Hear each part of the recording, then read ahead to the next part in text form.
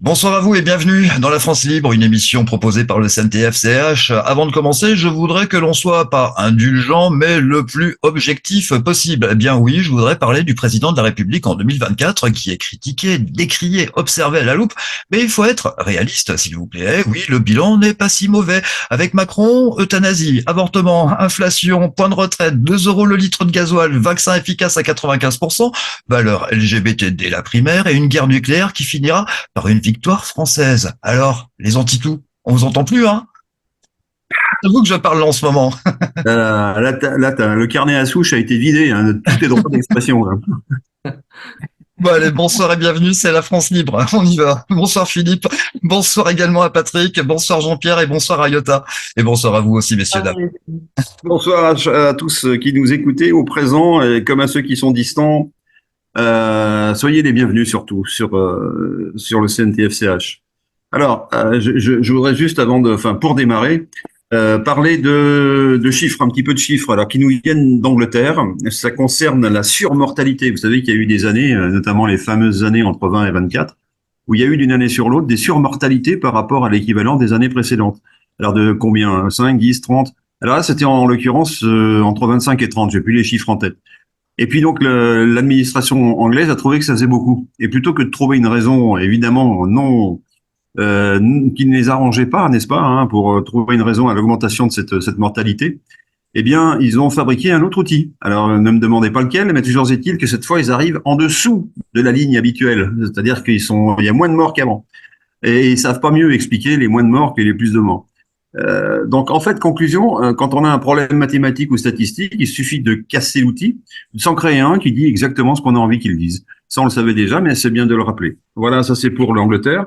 Et puis pour aux États-Unis d'Amérique, vous vous souvenez peut-être également de l'aventure qui était arrivée à un Boeing 747 qui avait été explosé au sol dans je ne sais plus quel pays des États-Unis d'Amérique, dans un hangar parce qu'il avait sur lui des armes à énergie dirigée et on ne sait pas quelle est l'équipe militaire blanche, noire, bleue, jaune qui a fait exploser le Boeing en question. Toujours est-il que le Boeing a été détruit malgré la surveillance forte qui était autour de lui, surveillance militaire bien évidemment. Et là, même chose, mais là on n'est plus au centre des États-Unis d'Amérique, on est plutôt dans le nord, on est en Alaska. Et il y a un deuxième Boeing qui transportait également des armes à énergie dirigée et qui vient d'exploser. Alors, pour les personnes qui ne savent pas exactement ce que c'est que les armes à énergie dirigée, d'abord, qui le sait exactement, à part les militaires, je ne connais pas grand monde, et je ne suis pas militaire. Toujours est-il que on peut, comme son nom l'indique, à distance, détruire des choses. Alors, ça peut être des êtres humains, bien entendu, mais également des matériels, bien sûr. Et qui à distance donc et sans qu'il y ait d'effet de chaleur dans le transport en quelque sorte. Hein.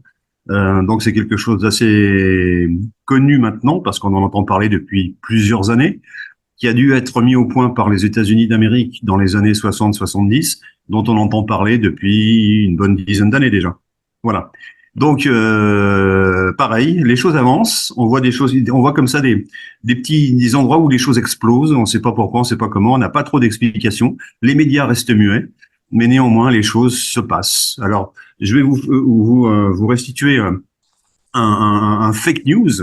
Donc celui-là, il est fake news, hein, véritablement, que j'ai entendu il n'y a pas très longtemps, par lequel Monsieur Attal serait démissionnaire de ses fonctions en France. Alors c'est très étonnant parce qu'il vient juste d'être nommé.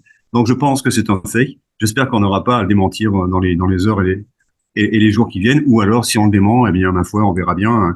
Et on verra bien surtout qui le remplacera, à défaut d'obtenir des explications valables sur le motif de ce départ. Voilà ce que je voulais dire pour démarrer. Et on peut passer peut-être à des images, Oui, absolument. à des vidéos. Oui, absolument, nous allons regarder l'actualité en images, les Jeux Olympiques, un état d'esprit, une philosophie, les Jeux Olympiques, l'actualité en images et on se retrouve après.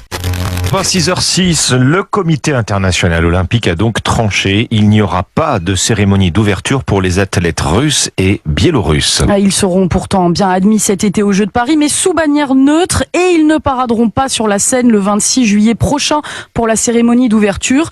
Une décision officialisée hier par le CIO Martin Lange. Oui, il n'y aura pas d'athlètes russes et bélarusses sur la scène le 26 juillet prochain. Une décision justifiée par James McLeod, le directeur de la solidarité olympique au sein du CIO. Les athlètes sous bannière neutre ne participeront pas à la cérémonie d'ouverture. car ils disputeront les Jeux à titre individuel. Mais une opportunité leur sera offerte pour vivre l'événement. Le CIO qui n'a pas donné plus de détails concernant la cérémonie de clôture au Stade de France le 11 août. Une décision sera prise ultérieurement. Le comité olympique qui a par ailleurs adopté les conditions de participation des athlètes russes et bélarusses. Ils auront un drapeau dédié vert frappé des lettres AIN pour athlètes indépendants et neutres. Ils auront également un hymne court et sans parole qui sera joué en cas de titre olympique. Des athlètes qui devraient être peu nombreux. Pour l'instant, seuls 12 Russes et 7 Bélarusses ont franchi le cap des qualifications et ils seront au maximum 83 selon les estimations de l'instance olympique. Waouh! Génial pour les Jeux Olympiques. Nous allons pouvoir nager dans la Seine en plus. Ouais, alors ils sont que 7, hein, je sais plus combien, mais très peu. Donc les autres, je suppose, sont réquisitionnés sur les lieux de guerre. Donc ça, c'est pas très marrant. Et puis reste à savoir si les 7 qui restent vont accepter ce camouflet, cette gifle, voilà, cette insulte qui consiste à enlever leur bannière, alors que tout l'intérêt des Jeux Olympiques, c'est justement de mettre en avant une bannière. Dans l'Antiquité, c'était de mettre en avant une île, un pays, un royaume, ou des îles de la démocratie. Et chacun était fier d'être qui il était. Et là, on doit ne plus être fier de qui on est. Donc, est-ce que ça intéresse encore les athlètes? Je ne sais pas. Qui sont les gens qui participent? Je ne sais pas non plus. Quelles sont leurs opinions politiques? On s'en fiche. Normalement, on devrait s'en fiche.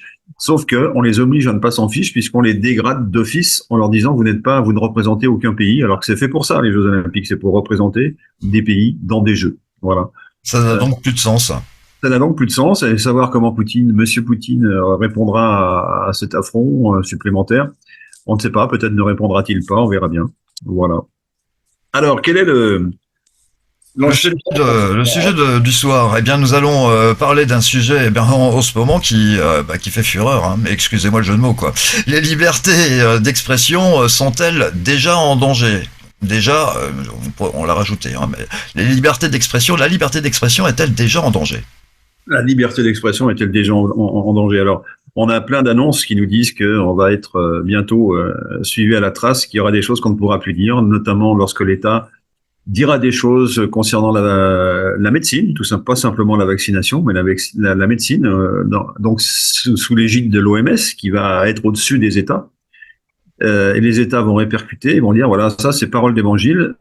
Toutes les personnes qui vous proposent des soins différents sont dangereuses, machin, étiquetées dangereux ou je ne sais quoi. Quant à toutes les personnes qui critiqueront, eh bien elles seront passibles d'amende et peut-être même de prison si elles insistent. Voilà vers quoi on se dirige. Cette liberté d'expression. Alors tout à l'heure dans ton introduction, j'ai un peu souri parce que tu as fait la liste, Sylvain, de tout ce qu'il fallait pas dire en fait, tout ce qui sera sujet à polémique bientôt, et voilà. J'ai profité tant qu'il était encore temps. Ben voilà, c'est exactement ce qu'il faut faire, c'est-à-dire en profiter de toute manière, qu'il en soit temps ou pas temps, en ça on ne peut pas le dire, personne ne peut dire l'avenir. On connaît les intentions de certains, mais on ne sait pas comment les choses évolueront réellement. Donc soyons dans la joie, disons ce que nous avons à dire. Ça c'est la première remarque importante à faire, parce que tant qu'on ne nous l'interdit pas avec le fusil sur la tempe, on a le droit de dire encore un peu ce qu'on veut, dans un pays qui s'appelait autrefois le pays de la liberté et qui devient le pays de la sécurité en fait, la sécurité en général. Voilà, donc on sait tous qu'on échange toujours sa liberté contre la sécurité ou la sécurité contre de la liberté. Alors après, où on met la jauge, c'est évidemment là le débat. Est-ce qu'on a le droit de tout dire? Bah sûrement pas. Là, comment dirais-je, les jurés, les tribunaux sont là pour justement recevoir les plaintes des personnes qui s'estiment attaquées, qui s'estiment lésées, et qui vont porter plainte soit contre d'autres personnes, soit contre un État parce qu'elles estiment que c'est l'État qui les a empêchés de parler. Donc les tribunaux sont là pour ça. Donc c'est la justice qui est en pointe sur ce sujet-là. La liberté de parole, c'est avant tout une affaire de justice et de justesse. C'est-à-dire, est-ce que cette justice est capable, en France, est capable de recevoir les mots que nous disons, les mots des poètes, les mots des humoristes. Je pense aux humoristes en particulier. D'ailleurs, il y a des mots qui font mouche. Et puis des chanteurs, bien sûr, qui sont aussi des poètes de temps en temps. Donc ces mots-là, est-ce qu'ils sont en danger? À un moment donné, en tout cas, le risque c'est de s'auto-censurer, c'est-à-dire dire ça, je vais pas le dire parce que si jamais ça passe pas, je vais me faire recaler, ma chanson ne passera pas sur les ondes, n'ira pas en boîte de nuit. Donc voilà. Donc bien sûr qu'il va y avoir de l'autocensure. Bien sûr qu'il faut s'auto-réguler, c'est-à-dire qu'il y a des choses à ne pas dire, il y a des choses qui ne sont comme politiquement incorrectes désormais. Ça nous aurait énervé il y a 20, 30 ans en arrière, à l'époque de ma jeunesse, n'est-ce pas? Mais aujourd'hui, on s'est rentré dans les mœurs.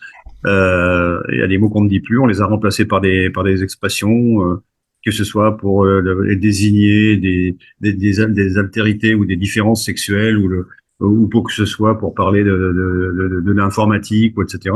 Tous les sujets sont touchés par cette modification du langage qui est devenue nécessaire parce que justement il faut équaliser, donc égaliser un peu le discours et surtout la façon de parler. Donc c'est une égalisation par le bas, c'est-à-dire que le vocabulaire a été laminé, on a beaucoup moins de mots aujourd'hui qu'on en utilisait il y a quelques années en arrière. Donc ça c'est le laminage par le bas. Et puis, par en haut, ben, les idées sont courtes. Vous vous souvenez de cette chanson de Johnny Hallyday, cheveux longs et idées courtes. Eh bien, ça, c'était dans les années 60. Ça avait fait rire tout le monde. Aujourd'hui, ça sera un sujet du bac, hein, cheveux longs et idées courtes. Donc voilà. Donc c'est ce que nous allons bientôt constater, c'est que cette liberté d'expression, elle est à la fois un joyau, puisqu'elle a toujours été un joyau en France. Il faut remonter à Fanfan la Tulipe, liberté d'expression, on a tous vu des films Fanfan la Tulipe. En face d'un roi comme Louis XV, cette liberté d'expression, elle était cher payée. C'est-à-dire que si jamais on disait des choses contre le roi, boum, c'était l'embastillage direct. Hein. Il y a bien un certain La Fontaine qui s'était permis de faire justement des fables qui permettaient de dénoncer puis de cibler une personne bien précise sans avoir de censure. Alors nous sommes d'accord, et justement le rôle de l'humour et le rôle de la poésie, c'est de contourner la censure. C'est une des fonctions essentielles de ces deux pratiques. Et bien sûr, La Fontaine avait été visé, et il avait pris des risques. Le roi avait très bien vu, mais parfaitement vu, les intentions, les conséquences, etc. Sauf que il était fan. Je parle de Louis XIV. Hein, Louis XIV, il était fan. Donc il avait lui-même un goût pour la liberté individuelle. Je pense qu'il faut l'interpréter comme ça. Mais ce qu'il ne supportait pas, c'est qu'on soit plus grand que lui, plus riche que lui. Bon, c'était un roi. Mais par contre, pour le reste, il a été très clément avec La Fontaine, que tu viens de citer. Il a été plutôt clément, même très clément, avec Molière, qui faisait des pièces qui faisaient hurler, et pas de rire, hein, mais hurler tout court une grande partie de la noblesse. Il s'était mis à dos Colbert et d'autres. Donc, c'était le roi, ça tenait par le roi, le bon vouloir du roi. Si jamais le roi ne voulait plus, eh bien, la personne, qu'elle soit poète ou metteur en scène, tombait dans les affres de l'oubli et dans les oubliettes tout court, quoi. Donc voilà, ça a toujours été. Donc je citais Fanfan la Tulipe pour la joie, pour le côté franchouillard, si je puis dire, hein, de ce héros bien connu des Français qui a donné lieu à au moins 2 films et qui est très réjouissant, très jouissif à regarder parce que il y a une volonté de liberté d'expression. Je veux pouvoir dire ce que je veux. Et le roi court derrière, les policiers du roi courent derrière, mais ne rattrapent pas le vilain garnement. Parce que justement, dans ce pays, on a besoin de vilain garnement comme ça pour renvoyer les choses. Il arrive la même chose avec plus sérieusement avec Beaumarchais. Beaumarchais, lui, il a eu des procès à l'infini avec des juges qui étaient à la fois juges et partis, c'est pas de le dire, puisqu'ils étaient propriétaires terriens des terres que justement Beaumarchais revendiquait. Donc il y a eu des bagarres sans nom, mais il gardait toujours sa joie de vivre et il avait le verbe très très acerbe, un peu comme on aurait pu dire aussi de Voltaire. Voltaire aussi avait le verbe acerbe, mais lui par contre il était un peu plus à l'abri. Il s'était mis près de la frontière suisse au cas où il aurait eu du grabuge. Il avait prévu le coup et il pouvait s'enfuir en Suisse. Mais il avait aussi le verbe très acerbe. Donc ce XVIIIe siècle, il est la marque effectivement d'une révolte par le verbe, par le mot. Beaumarchais disait aux nobles, à vous, il vous a suffi de naître, tout simplement, du verbe naître. Hein. Et oui, bien sûr, que c'est ça qu'on reprochait aux nobles, c'est qu'il leur avait suffi de naître, c'était leur seul mérite. Alors que les bourgeois riches, ils avaient beaucoup travaillé pour accumuler de l'argent. C'était une remarque. Après, on pense ce qu'on veut de tout ça. Est arrivée la Révolution française où là, fini de rire. Les chants, certains chants étaient interdits. Si on était surpris à chanter ça, ben ça se passait mal. Et c'était exactement ce qui s'est passé, par exemple, en Allemagne pendant la dernière guerre mondiale, où si vous chantiez Lili Marlène, c'était considéré comme un chant anti-hitlérien. Ne me demandez pas pourquoi, parce que je n'ai jamais compris. Mais disons que c'était un chant de ralliement de ceux qui étaient contre le système hitlérien. Des Allemands, je parle, des Marlène. Et chanté notamment par Marlène Dietrich, et dont les paroles avaient le don d'exciter ou d'énerver Monsieur Hitler. Donc voilà, à chaque fois, il y a des tyrans qui sont agacés par la liberté de parole et il faut absolument calmer. Alors il y a aussi une parole dans un chant de Monsieur Lavillier, Bernard Lavillier, j'y arrive, quand il dit il est sur le ciment, mais ses chansons magiques, on les connaît par cœur. C'est ça que ça veut dire. C'est-à-dire, il est sur le ciment, ça veut dire qu'il est tombé par terre, non pas la faute à Voltaire en l'occurrence, mais plutôt de l'apartheid. Et donc cet homme dont il parle, c'est un poète qui s'est fait tuer, qui s'est fait mettre à terre, mais ses chansons maudites, on les connaît par cœur. Alors maudites pour le gouvernement, et tout le monde les connaît par cœur. C'est-à-dire qu'on colporte la parole de ce héros qui était un poète. Donc voilà. Donc la liberté de parole, aujourd'hui, on se demande si, enfin, depuis la France, on regardait tout ce que je viens de dire avec une longue vue, on se disait ça c'est le passé, et ça c'est ailleurs. Qu'est-ce qui se passe en ce moment? Ben ça vient directement chez nous. Ça arrive chez nous. C'est plus une utopie. On pensait pas revoir ça. Bah si. La censure, l'interdiction. Alors censure, elle passe par quoi? Ben, elle passe par plusieurs choses. Premièrement, est-ce qu'on a le droit de dire ce qu'on veut sur la vaccination? Ben, je crois pas. Donc je vais pas en dire plus. Est-ce qu'on a le droit de dire tout ce qu'on sait ou tout ce qu'on peut savoir sur l'Ukraine? On peut. Moi j'ai acheté ce livre que propose Monsieur Xavier Moreau, et j'apprends des choses. J'apprends des choses sur pourquoi cette guerre est arrivée à la surface. Je peux vous dire que c'est le fruit d'événements divers et variés qui s'enchevêtrent les uns dans les autres. C'est un fatras. Il n'y a pas lieu de dire un tel est plus meilleur que l'autre. C'est pas ça le jeu. Mais par contre, il y a des choses extrêmement complexes, mais qui sont totalement, comment dirais-je, à l'opposé de ce qu'on cherche à nous servir aujourd'hui comme façon de parler, c'est-à-dire que parler de l'Ukraine, il faut pratiquement une autorisation aujourd'hui, quoi. Parler de la Russie, parler de Monsieur Poutine, il faut pratiquement une autorisation spéciale, parce qu'on veut savoir ce que vous allez en dire. Or, comme on est sur un régime pré-belligérant, je dirais qu'on est dans une logique de presque guerre. Monsieur Macron nous a expliqué un jour qu'on était en guerre, il nous a jamais expliqué contre qui. Je suppose qu'il va distribuer un peu la réponse à cette question au fur et à mesure de l'avancement des événements. Et il est évident que là, on n'aura plus dans le cadre d'une propagande, évidemment, d'une propagande de guerre, on n'aura plus, nous, citoyens, le loisir de dire ce qu'on veut ou ce qu'on sait ou ce qu'on croit, et encore moins de plaisanter sur des événements qui vont devenir tabous, car on s'aperçoit que plus les choses sont graves, et moins on en parle. Exemple, on a tous vu les tracteurs français sillonner les routes de France pour aller à Paris et manifester. Et ils sont rentrés. Et on se dit, l'épisode des tracteurs est terminé. Non, il n'est pas terminé du tout, parce qu'il est en plein coup de feu en ce moment en Pologne, par exemple. Vous avez entendu ça où? Moi, je l'ai pas entendu, moi. Il a fallu que j'aille sur le net, que je vois ça de façon tout à fait fortuite, avec des photos, avec des choses, des preuves à l'appui.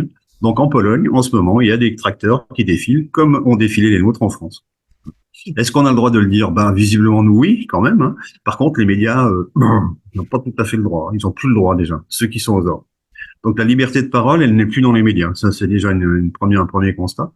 Voilà. Alors, qu'est-ce qu'on peut dire de plus? Alors, à cette étape-là, si vous avez des questions ou des choses à rajouter, je vous écouterai avec intérêt. Sinon, je continue. Oui, il commence à parler de plus en plus de supprimer les réseaux mainstream. Pas les mainstream, je veux dire, tous les réseaux sociaux, les limiter, les supprimer. Oui. Qu'il ne puisse y avoir que la doctrine du parti. Oui. Et en fait, aujourd'hui, il y a encore des gens qui parlent de gouvernement. C'est pas un gouvernement, c'est une dictature. Parce que si vous allez directement sur un moteur de recherche et vous tapez définition d'une dictature, et ça vous explique très bien qu'une république est une dictature. Et ça vous explique le pourquoi et le comment.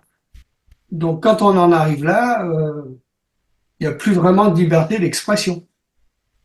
Et ça devient de plus en plus grave. Quand tu dis on n'a pas le droit de dire ce qu'on veut, oui, on n'a pas le droit de dire ce qu'on veut. Dire ce qu'on veut, publier ce qu'on veut.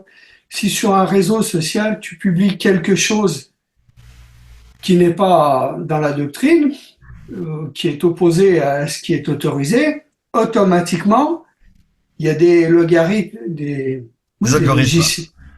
Des logiciels de contrôle qui censurent. Et d'un seul coup, on te dit non, votre publication ne peut pas être publiée, elle doit être contrôlée et tout. Et si tu l'annules pas, eh ben, t'es censuré, t'es rappelé, t'es bloqué. C'est même plus vicieux que ça, c'est-à-dire qu'en fait on peut publier ce que l'on veut, sauf que on n'a pas de visibilité, c'est-à-dire que ça n'est pas proposé à d'autres personnes, etc. On est totalement invisibilisé par justement ces algorithmes qui sont à la recherche donc de toutes ces choses. Alors, Madame Najat, oui. Ça m'arrive souvent de ne pas pouvoir publier, ne serait-ce que des documents du CNT et autres, et c'est bloqué. Ça me dit que le document doit être étudié et qu'il ne sera pas publié et en fait, il n'est jamais publié parce que l'étude va durer un siècle. Donc, on est vraiment la liberté d'expression, non, on l'a plus. On n'a plus. Tu peux encore, permettez-moi l'expression, dire pipi caca sur des réseaux, ça fait rire beaucoup de gens, mais à part ça, il y a des choses qu'on peut pas dire. Dès que tu parles, comme le disait tout à l'heure Philippe, dès que tu parles santé ou politique, 9 fois sur 10, ton propos est bloqué. Tu n'as plus de visibilité aussi non plus. Par chance, au sein du CNTFCH, on a encore la liberté d'expression entre nous. Donc, on en profite à fond. Et alors, donc, je peux compléter le dossier avec le projet de Najat Belkacem. C'est tout à fait le projet.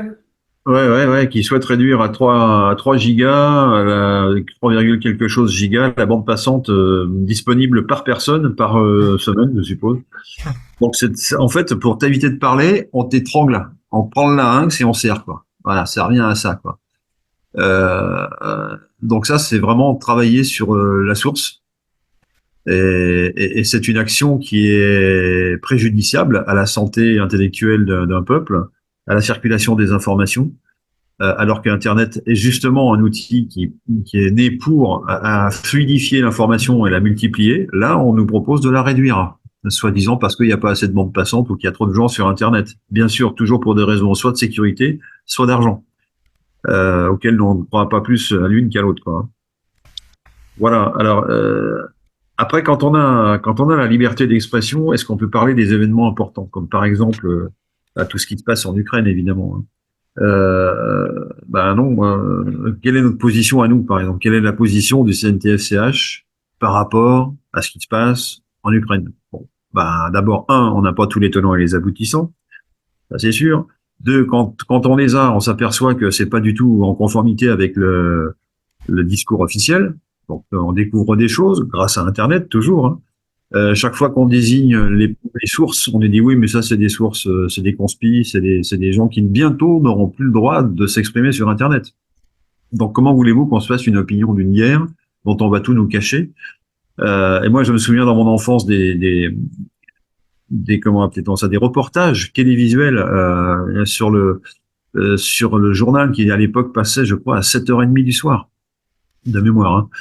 Et par lequel on voyait des images de ce qui se passait au Vietnam. Alors on voyait des bombardements, on voyait des choses affreuses, mais c'était des plans larges, ce qu'on appelle des plans larges, c'est-à-dire que il y avait du recul, ce qui laissait voir qu'il n'y avait pas de trucage en fait, et qu'on était bien au Vietnam et que c'était pas filmé dans le salon du monsieur, quoi.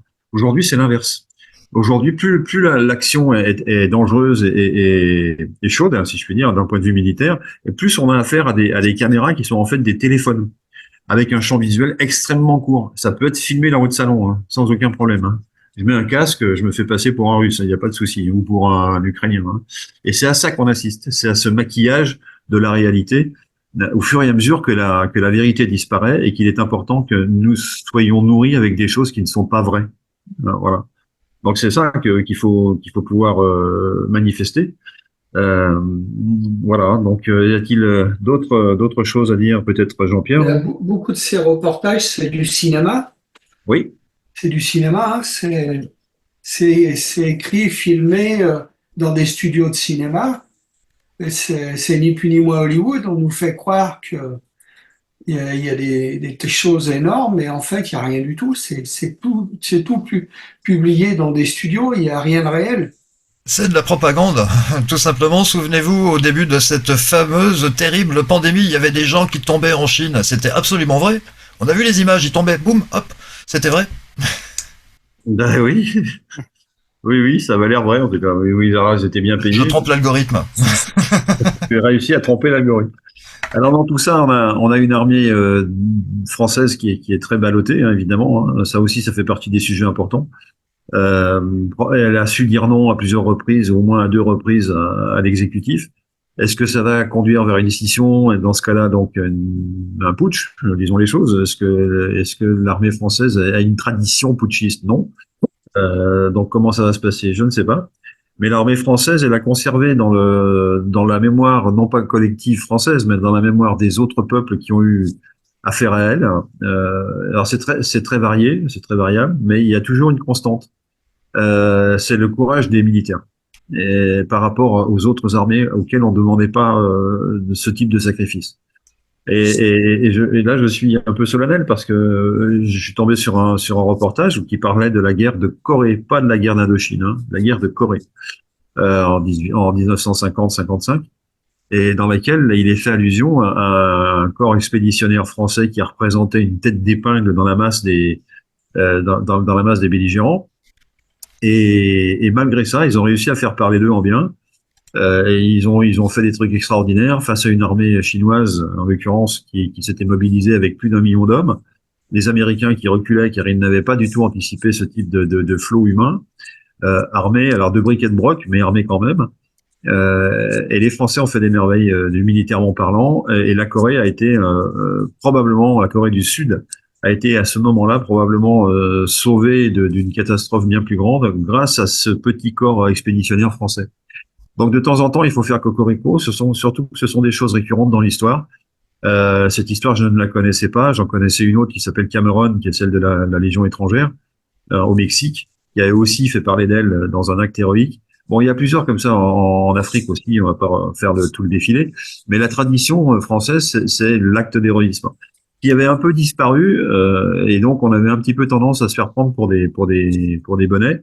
Je vois pas l'intérêt aujourd'hui pour une armée même française de faire des actes d'héroïsme pour sauver quoi? Pour la République, pour l'Europe, pour Bruxelles, pour l'OTAN, pour Washington. C'est compliqué aujourd'hui de savoir pour qui on se bat, car on ne se bat bien que quand on sait pour qui on se bat d'une part et qu'on a des valeurs fortes vis-à-vis de ceux ceux pour qui on se bat. Aujourd'hui, je ne vois pas où sont les valeurs fortes. Il faudrait peut-être que les militaires nous les réexpliquent, ou que Monsieur Macron nous les réexplique, mais ça serait moins crédible probablement. Donc voilà, donc ce qu'on peut dire de la liberté de parole. Là, on a usé ce soir de la liberté de parole. On espère pouvoir continuer et on fait le pari qu'on va continuer. Voilà. Dans l'immédiat, nous n'en avons pas fini puisque nous allons écouter Iota. Merci Philippe et Sylvain. Ben moi, je voulais juste dire que il n'y a rien de nouveau en fait.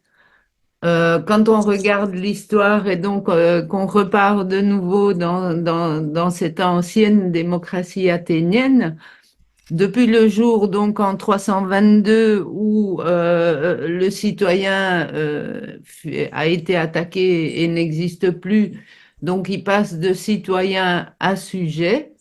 Eh bien, que ce soit sous les royautés, que ce soit sous des présidents, nous vivons la censure au quotidien, nous la voyons au quotidien, que ce soit dans les livres, effectivement, dans les pièces de théâtre. Donc, comme je dis toujours, l'oligarchie n'a pas besoin de nouveaux modèles. Elle peut continuer à appliquer les modèles anciens tant qu'on ne se réveillera pas et qu'on ne fera pas attention à ces choses-là.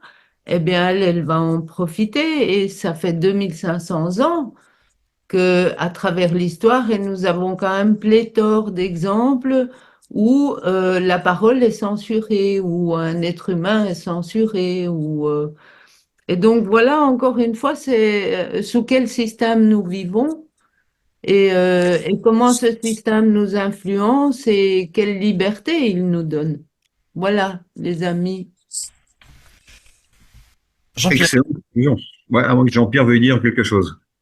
Oui, je viens de me souvenir tout d'un coup de ce principe que dans les cercles de parole, la parole, c'est 5 temps de silence pour un temps de voix. Et le silence, personne ne peut le museler, même si on peut nous faire taire la voix. Un regard en silence, personne ne peut l'empêcher. Alors, je me souhaite à moi-même, à chacun et à chacune d'entre nous, le fait de savoir entendre le silence et de savoir aussi le donner, parfois. Merci.